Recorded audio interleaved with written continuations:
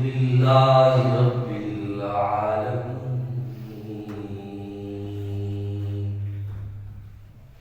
والعاقبة للمتقين والصلاة والسلام على سيد الأنبياء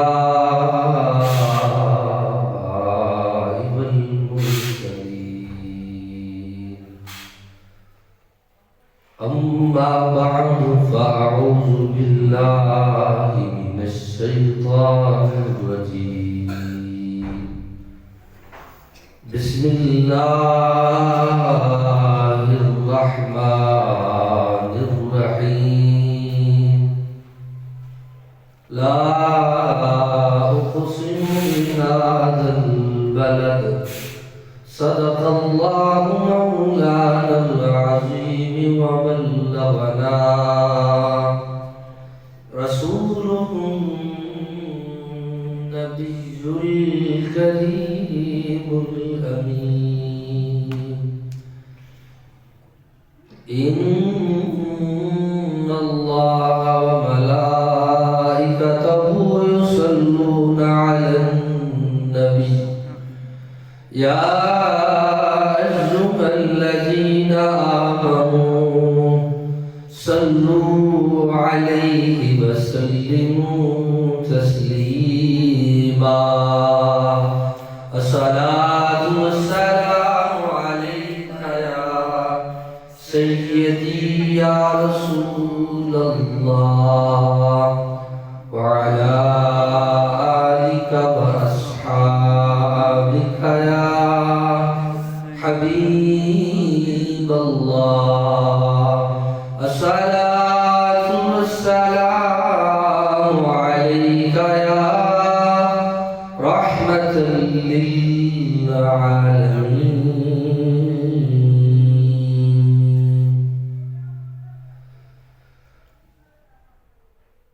مولاي صل وسلم دائما أبدا على حبيبك خير الخلق كلهم مولاي صل وسلم دائما أبدا على حبيبك خير الخلق كلهم محمد سيد الكونين والثقلين محمد سيد الكونين والثقلين والفريقين من علم ومن عجم مولاي صل وسلم دائما أبدا على حبيبك خير الخلق كلهم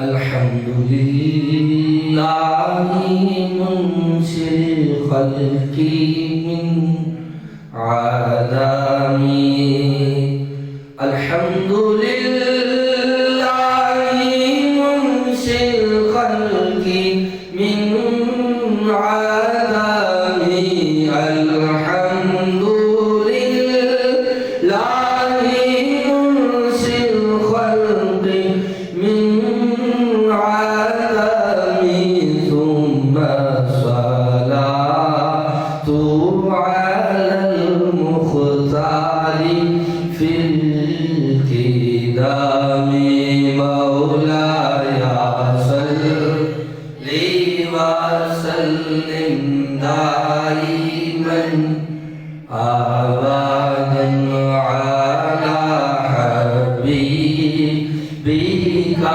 خير الخلق كلهم.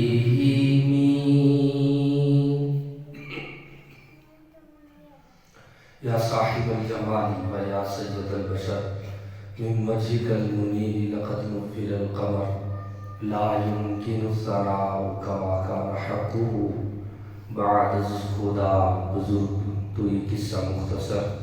وأحسن منك لم تر قط عيني وأجمل منك لم تلد النساء خلقت مبرأ من كل عيب كأنك قد خلقت كما تشاء.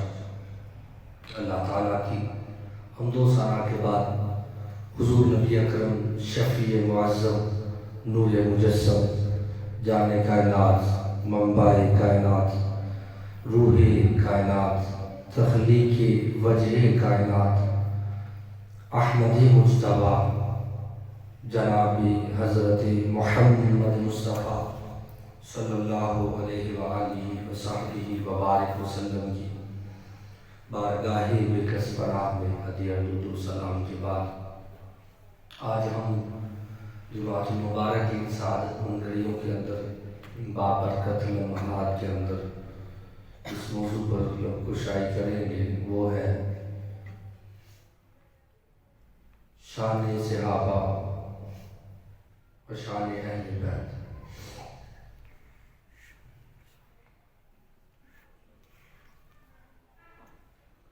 اللہ تعالیٰ نے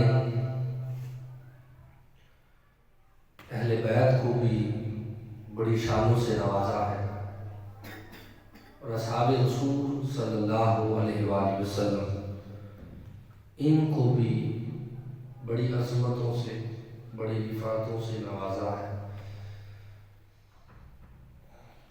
اہل سنت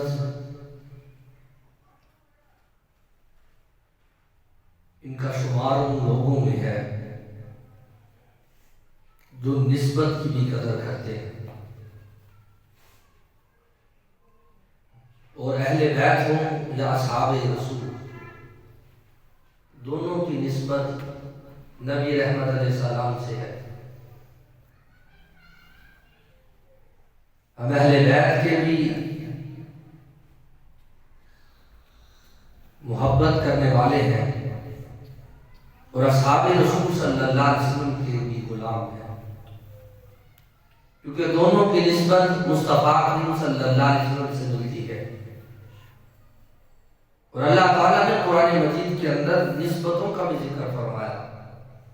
لا اقسم بہذا البلد وانت حل بہذا البلد. محبوب ہم اس شہر کی قسمیں کھاتے ہیں قسم کھاتے ہیں کس لیے؟ وانت حل بہذا البلد کہ آپ اس شہر میں رہتے ہیں. اللہ تعالیٰ بھی نسبت کا ذکر کر رہا ہے. قسم کھا لیتا مکے کی تو کافی تھا کیونکہ اس میں حرم بھی ہے وہاں مقام ابراہیم بھی ہے وہاں حتیم بھی ہے. رب تعالیٰ اگر فقط شہر کی قسم کھاتا تو پھر نسبت کا اظہار نہ ہوتا. رب تعالیٰ نے بتا دیا قسم کھا کر اور نسبت کا ذکر کر کے اے دنیا والوں میں اس شہر سے اس لیے محبت کرتا ہوں کہ یہاں میرا محبوب رہتا ہے. وَأَنْتَ حِلٌّ بِهَذَا الْبَلَدِ. اب دیکھیے گا نسبت کی مثال کیا ہے. عام طور پہ ٹائلیں تیار کی جاتی ہیں. ایک ٹائل وہ ہے جس پر ہم پخانا اور پیشاب کر دیتے ہیں. ایک ٹائل وہ ہے جہاں ہم اپنا سر رکھتے ہیں. تیار دونوں ایک جگہ سے ہوئے. پانی بھی ایک ہی لگایا پکایا بھی ایک ہی آگ کے اندر.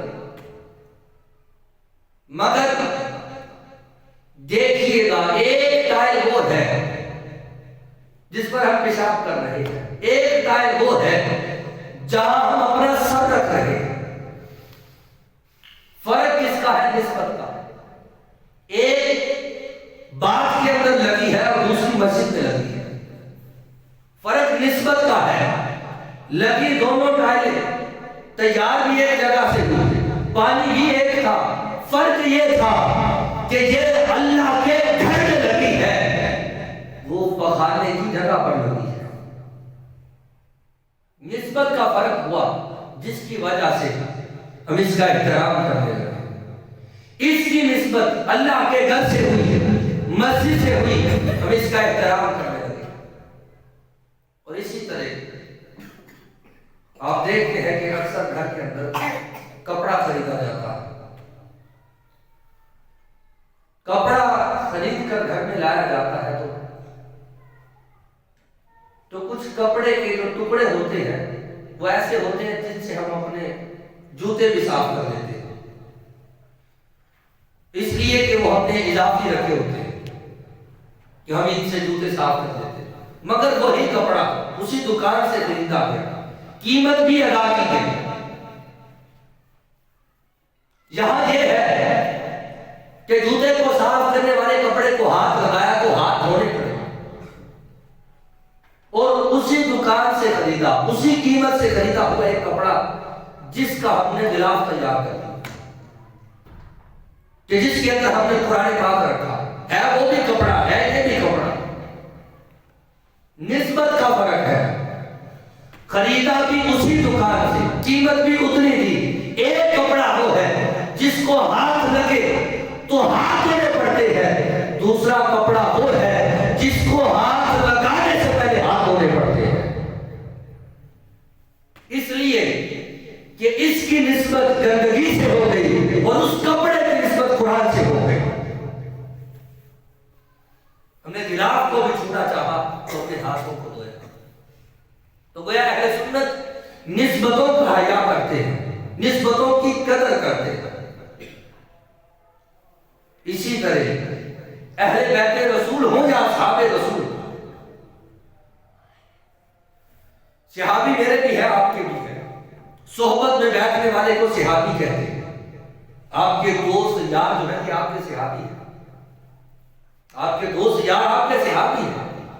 آج میری بھی ہے، کسی اور کی بھی ہو سکتی ہے، مگر جب اس آل کے ساتھ لفظ رسول لگا تو نسبت عظمت والی ہو گئی۔ جب صحابی کے ساتھ صحابی رسول لگا تو عظمت والی نسبت ہو گئی۔ بس اسی وجہ سے ہم آل کا احترام نہیں کرتے بلکہ آل رسول کا کرتے ہیں، ہم صحابی کا احترام نہیں کرتے بلکہ اصحاب رسول کا کرتے ہیں، اس لیے کہ اصحاب کا تعلق بھی مصطفیٰ سے ہے، آل کا تعلق بھی مصطفیٰ سے ہوا، تو ہم دونوں کے محبت کرنے والے اور ان کی عظمت کو جاننے والے بن گئے۔ تو نسبتوں کا اہل سنت حیا کرتے ہیں۔ اور اسی طرح دیکھیے گا آل اور اصحاب دونوں ہی عظیم ہیں، آل اور اصحاب دونوں ہی عظیم ہیں، اس لیے کہ دونوں کا تعلق اس رسول سے ہو گیا جو بڑی عظمتوں کا حامل ہے، بڑی شانوں کا حامل ہے، جو بڑا ہی عظیم ہے۔ تو گویا پتہ یہ چلا اگر ہم اصحاب کا ادب کرتے ہیں تو نسبت رسول کی وجہ سے، اگر ہم آل کا ادب کرتے ہیں تو پھر بھی نسبت رسول کی وجہ سے، عظیم نبی سے نسبت ہونے کی وجہ سے ہم دونوں کا ہی ادب اور احترام کرتے ہیں۔ اب اسی طرح دیکھیے گا حضور کے دو چچا ہے سگے، ایک کا نام ابو لہب ہے اور دوسرے کا نام امیر حمزہ ہے۔ امیر حمزہ اور ابو لہب دونوں حضور کے چچا ہیں۔ اہل محبت میں امیر حمزہ رضی اللہ تعالیٰ عنہ کو حضور کی آل میں شامل فرمایا، مگر ابو لہب کو نہیں، ابو لہب کو حضور کی آل میں شامل نہیں کرنا۔ جہاں آل کا ذکر کیا وہاں ابو لہب کا ذکر نہیں کیا، ہے دونوں سگے چچا، مگر فرق کیا ہے؟ گویا جہاں حضور بتا رہے ہیں صرف یہ نہیں دیکھا جاتا آل ہے یا نہیں، بلکہ یہ بھی دیکھا جاتا ہے ایمان ہے یا نہیں۔ ایمان نہ ہو تو پھر آگ کا ادب بھی ضروری نہیں ہے. اگر دل میں ایمان نہ ہو تو دیکھنے والا ابو جہل بھی تھا, حضور کے پاس بیٹھنے والا ابو جہل بھی تھا, اور بھی کفار مکہ تھے جو حضور کے پاس بیٹھے, مگر ایمان نصیب نہ ہوا, وہ اصحاب میں شامل نہ ہوئے. تو گیا ہر صحبت میں بیٹھنے والا صحابی نہیں ہوتا. حضور کا چچا سگا ابو لہب چچا ہونے کے باوجود حضور کی آگ میں اپنا نام نہ لکھوا سکا, اس لیے کہ ایمان اس کے دل میں نہیں تھا. امیر حمزہ رضی اللہ تعالیٰ ایمان لے آئے, حضور کے چچا تھے. تو آج جب بھی حضور کی آگ کا ذکر ہوتا ہے تو اس میں لکھا جاتا ہے ایک آج کے اندر فرد حضرت امیر حمزہ بھی ہے. یہاں سبق کیا؟ سبق یہ ہے خود کو شاہ کہے, خود کو سید کہے, اگر ایمان والا نہ ہو تو پھر ادب ضروری نہیں ہے. اگر ایمان والا نہ ہو تو پھر ادب ضروری نہیں ہے. اسی طرح آج کے دور کے اندر, پرفتن دور کے اندر, آل بیت رسول رضوان اللہ تعالی علیہ مجمعین ان کی شان کا ذکر کیا جاتا ہے. جو کچھ نبی رحمت علیہ السلام نے اہل بیت طہار کے متعلق فرمایا, وہی اقوال نبی رحمت علیہ السلام نے اپنے صحابہ کے متعلق بھی فرمایا. جس طرح اہل بیت کی عظمت کو بیان کیا, اسی طرح نبی رحمت علیہ السلام نے اپنے پیارے اصحاب کی عظمت کو بھی بیان فرمایا. اب دیکھیے گا نبی رحمت علیہ السلام کی حدیث مبارکہ ہے, فرمایا کہ اللہ سے محبت کرو اس لیے کہ وہ تمہارا خالق ہے. اللہ سے محبت کرو اس لیے کہ وہ تمہارا خالق ہے, تمہیں رزق دینے والا, تمہیں بنانے والا, تمہیں تخلیق کرنے والا, تیری صورت کو بنانے والا, تجھے رزق دینے والا, تجھے نعمتیں عطا کرنے والا تیرا اللہ ہے. اس لیے فرمایا اس سے محبت کرو. تو پھر آگے سنیے نبی دو جہاں صلی اللہ علیہ وسلم نے فرمایا مجھ سے محبت کرو اس لیے کہ میں اللہ کا محبوب ہوں. اللہ سے محبت کرو اس لیے کہ وہ تمہارا خالق ہے. مجھ سے محبت کرو اس لیے کہ میں اللہ کا محبوب ہوں. اور پھر فرمایا میری آل سے محبت کرو اس لیے کہ وہ میری محبوب ہے. میری آل مجھے محبوب ہے, ان سے محبت کرو. اور پھر فرمایا خبردار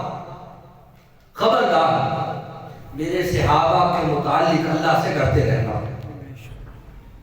میرے صحابہ کے متعلق اللہ سے ڈرتے رہنا, یعنی اصحاب رسول صلی اللہ علیہ وسلم کی توہین نہ کرنا اس لیے کہ وہ میرے صحابہ ہیں.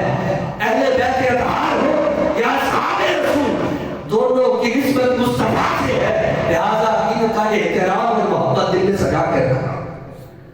اسی طرح نبی دو جہاں صلی اللہ علیہ وسلم نے فرمایا کہ خبردار اللہ لا تغلو فی اصحابی, فرمایا خبردار میرے صحابی کی طرف انگلی نہ اٹھانا. میرے صحابی کی طرف انگلی نہ اٹھانا. اب اس پر نبی رحمت علیہ السلام نے فرمایا فَبِحُبِّ أَحَبَّهُ, فرمایا جس نے میرے صحابہ سے محبت کی, جس نے میرے صحابہ سے محبت کی, فرمایا اس نے مجھ سے محبت کی. جس نے میرے اصحاب سے محبت کی اس نے مجھ سے محبت کی. اور پھر فرمایا جس نے میرے صحابہ سے محبت کی سمجھ لو اس نے جنت کو حاصل کر لیا. جس نے میرے اصحاب سے محبت کی سمجھ لو اس نے جنت کو حاصل کر لیا.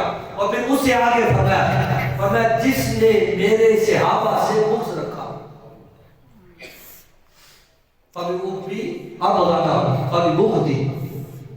فرمایا جس نے میرے صحابہ سے بغض رکھا اس نے مجھ سے بغض رکھا, اور جس نے مجھ سے بغض رکھا جان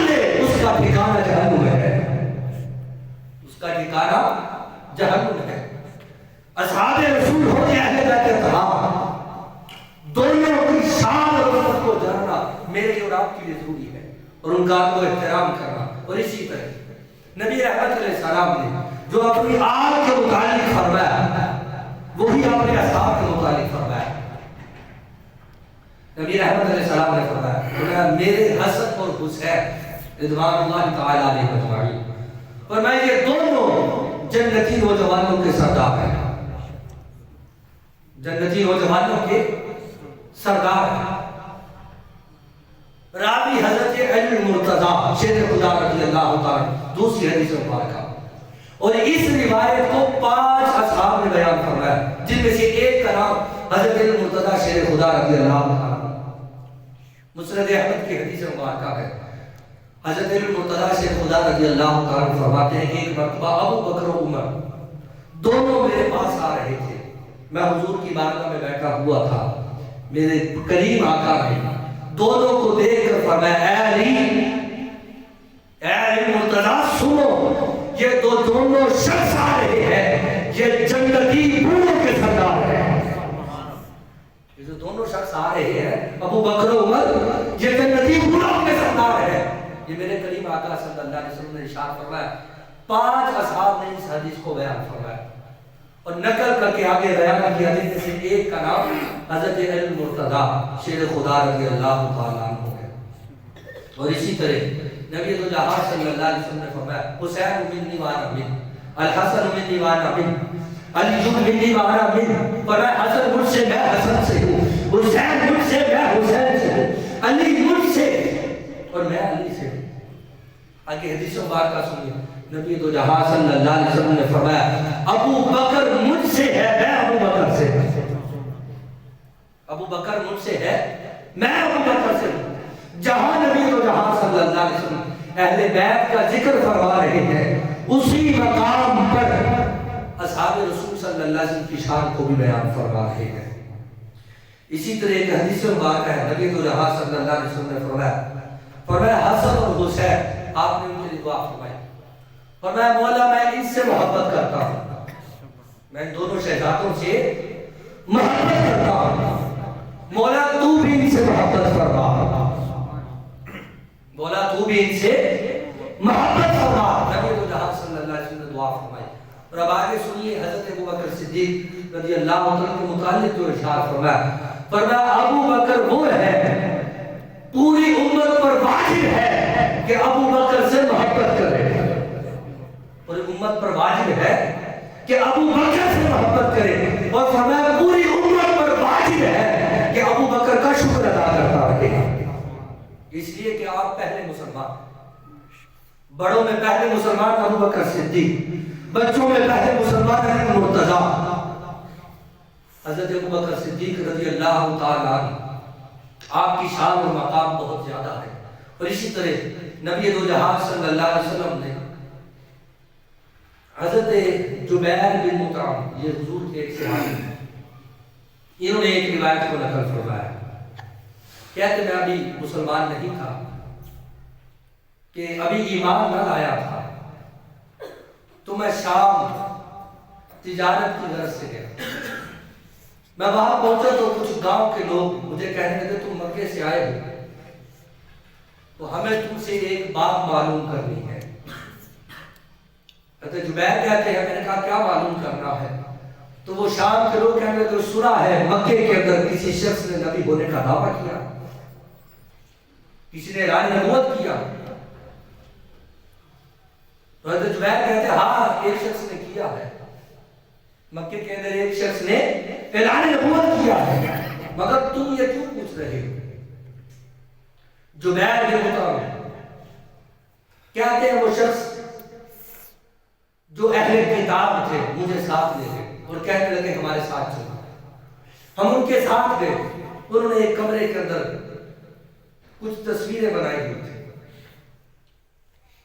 پہلے کمرے کے اندر داخل کیا، کہا ان تصویروں میں سے وہ شخص ہے جس نے اعلان نبوت کا دعویٰ کیا، جس نے اعلان کیا ہے کہ میں نبی ہوں۔ جبیر بن مطعم کہتے ہیں دل میں کہا نہیں یہاں تو نہیں ہے، مگر تم یہ سوال کیوں کر رہے ہو؟ تو اہل کتاب نے بتایا ہمارے بڑوں نے کچھ پہلے نبیوں کے بھی ہاتھوں سے تصویریں بنائی ہوئی ہیں، اور جو آخر زمان نبی ہے ان کی شکل تصویر بھی بنائی گئی۔ زبیر بن مطعم کہتے میں نے کہا نہیں ان میں سے نہیں ہے، تو پھر وہ دوسرے کمرے میں گئے، دوسرے کمرے کے اندر بھی تصویریں بنی ہوئی تھی، تو میں نے کہا نہیں اس میں سے وہ شخص نہیں ہے اس نے اعلان نبوت کیا۔ کہتے تیسرے کمرے میں گیا، تیسرے کمرے کے اندر جب میں نے دیکھا تو سامنے دیوار پر چہرہ مصطفیٰ چمک رہا تھا، حضور کی تصویر بنی ہوئی۔ اہل کتاب زبیر بن مطعم کو شام کے اندر ایک کمروں کے اندر لے کر جاتے ہیں۔ زبیر بن مطعم کہتے ہیں میں نے ان سے سوال کیا کہ یہ تصویر کس نے بنائی ہے، تو پھر اہل کتاب نے بتایا کہ ہمارے بڑے تو گزر گئے، انہوں نے اپنے ہاتھوں سے یہ تصویریں تیار کر رکھی تھی، کچھ وہ لوگ ہیں جو گزر گئے اور یہ وہ شخص ہے جو آخر زمان نبی ہوگا۔ انہوں نے ہمیں بتایا تھا اور واقعی انہوں نے تصدیق کی ہے۔ تو زبیر بن مطعم کہتے ہیں پھر میں نے ان سے پوچھا کہ یہ سامنے شخص بھی بیٹھا ہوا ہے جس کی تصویر کو بنایا گیا ہے، یہ کون ہے جس کی پشت نظر آ رہی ہے؟ نبی احمد علیہ السلام نے اپنا ہاتھ مبارک تصویر کے اندر اس کے سر پہ رکھا ہوا۔ تو پھر میں نے کہا یہ تو سمجھ آ گئی یہ وہ شخص ہے جو آخر زمان نبی ہے، مگر اس کے سامنے کون بیٹھا ہے؟ تو پھر ان لوگوں نے جواب دیا ہمارے بڑوں نے کتاب والوں نے بتایا تھا یہ وہ شخص ہے جو آخر زمان نبی ہے، جو سامنے بیٹھا ہے، یہ دنیا میں وزیر ہوگا، وفات کے بعد خلیفہ اول ہوگا، خلیفہ اول ہوگا، پر میں اس کا نام ابو بکر ہوگا۔ زبیر بن مطعم کہتے میں پریشانی کے عالم میں گم ہو گیا، میں تو سمجھتا تھا یہ جس نے اعلان نبوت کیا ہے یہ سچا نبی ہے نہیں ہے معاذ اللہ، مگر جب میں نے یہ منظر آنکھوں سے دیکھا پھر جیسے ہی مکے میں آیا میں نے آتے ہی نبی رحمت علیہ السلام کے ہاتھ پر اسلام کو قبول کر لیا۔ حضرت ابو بکر صدیق رضی اللہ عنہ جو ایمان لائے، ان کے ایمان کا واقعہ جو ہے آپ کو کہ شام کے اندر جاتے تھے، جس وقت نبی رحمت علیہ السلام نے اعلان نبوت فرمایا یہ شہر مکہ کے اندر نہیں تھے، تجارت کی غرض سے گئے ہوئے تھے، وہاں آپ نے ایک خواب دیکھا۔ وہ خواب کیا تھا سنیے گا، خواب یہ تھا کہ آسمان سے چودھری کا چاند اتر کے ابو بکر صدیق رضی اللہ عنہ کی گود میں آ جاتا ہے۔ پریشان ہو گئے کہ آج تک ایسا خواب میں نے نہیں دیکھا۔ شام کے اندر تعبیر محبت جو ہوتا ہے تعبیر بتانے والا اس کو ڈھونڈنے لگے، لوگوں نے بتایا فلاں جگہ پر ایک شخص ہے جو خواب کی تعبیر بتاتا ہے اور پکی خواب کی تعبیر ہوتی ہے۔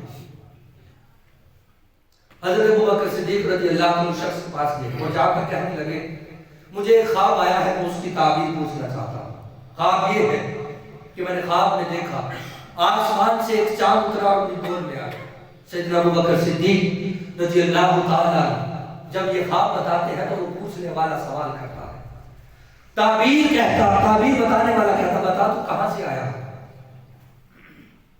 ابو بکر صدیق رضی اللہ عنہ نے فرمایا کہ میں مکے سے آیا ہوں۔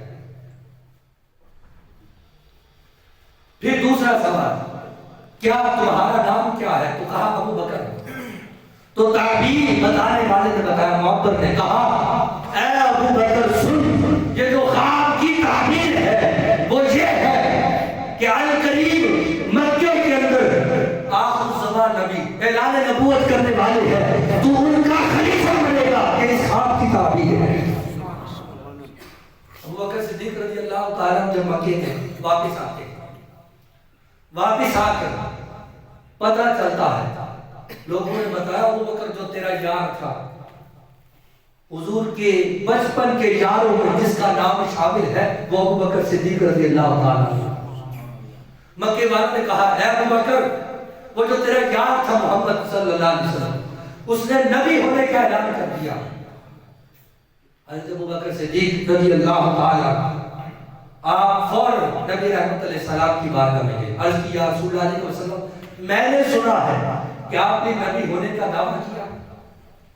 نبی رحمت علیہ السلام نے فرمایا ہاں اے ابو بکر میں اللہ کا آخری سچا نبی ہوں، میں اللہ کا سچا نبی ہوں۔